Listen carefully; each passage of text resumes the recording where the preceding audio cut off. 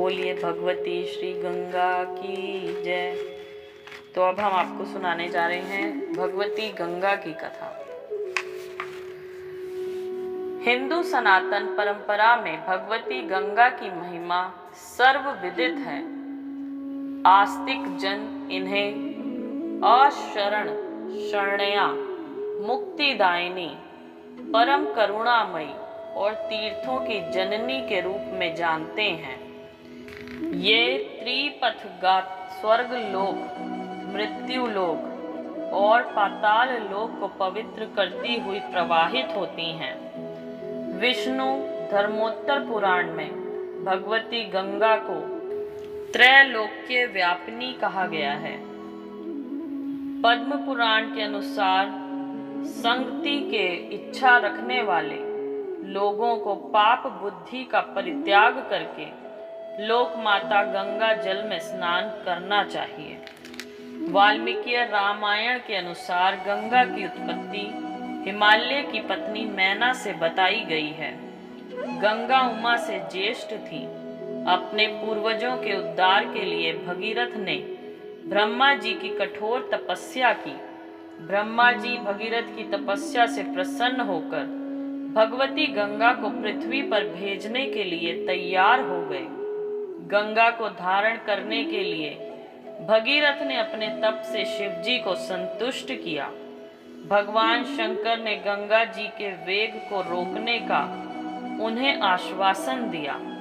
1 वर्ष तक गंगा भगवान शिव जी की जटाओं में भटकती रही। अंत में प्रसन्न होकर भगवान शंकर ने अपनी जटा से गंगा जी की एक धारा को छोड़ा। भगवती गंगा भगीरथ के पीछे पीछे कपिल मुनि के आश्रम में गईं। वहां उन्होंने कपिल मुनि के शाप से भस्म सगर पुत्रों का उद्धार किया।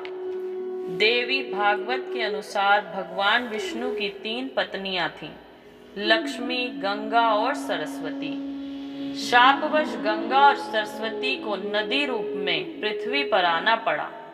गंगा जी धरा धाम पर अवतरित होकर पतित पावनी बनी। श्रीमद् भागवत के अनुसार राजा बलि के यज्ञ में भगवान वाम ने अपने 3 पग भूमि का दान मांगा। भगवान वाम द्वारा पृथ्वी को नापते समय उनका बायां चरण ब्रह्मलोक में चला गया। ब्रह्मा जी ने भगवान के चरण का प्रक्षालन करके उस जल को अपने कमंडलू में रख लिया। भगवान के चरण स्पर्श से पवित्र हुई ब्रह्मा जी के कमंडलू की वह जलधारा ध्रुव लोक में गिरी और 4 भागों में विभक्त होकर सीता, अलकनंदा, चक्षु तथा भद्रा नाम से विख्यात हुई। भद्रा नदी उत्तर कुरु वर्ष के मध्य से होकर उत्तर दिशा में चली गई।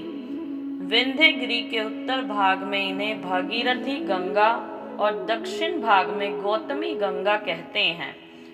भारतीय साहित्य में गंगावतरण की 2 तिथियां उपलब्ध होती हैं।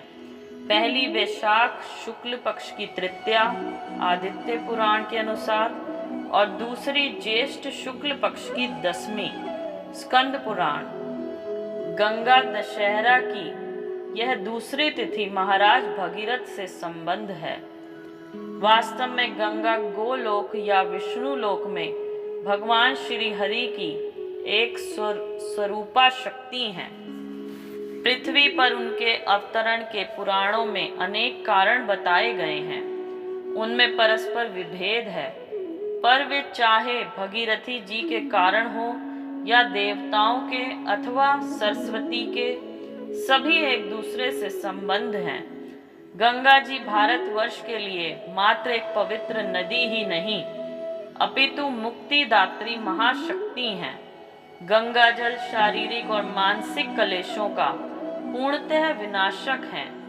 गंगा के स्मरण से पातक, कीर्तन से अति पातक और दर्शन से महापातक का विनाश हो जाता है। जैसे अग्नि का संसर्ग होने से रुई का ढेर क्षण भर में भस्म हो जाता है, वैसे ही गंगा जल के स्पर्श से मनुष्य के सारे पाप एक क्षण में दग्ध हो जाते हैं।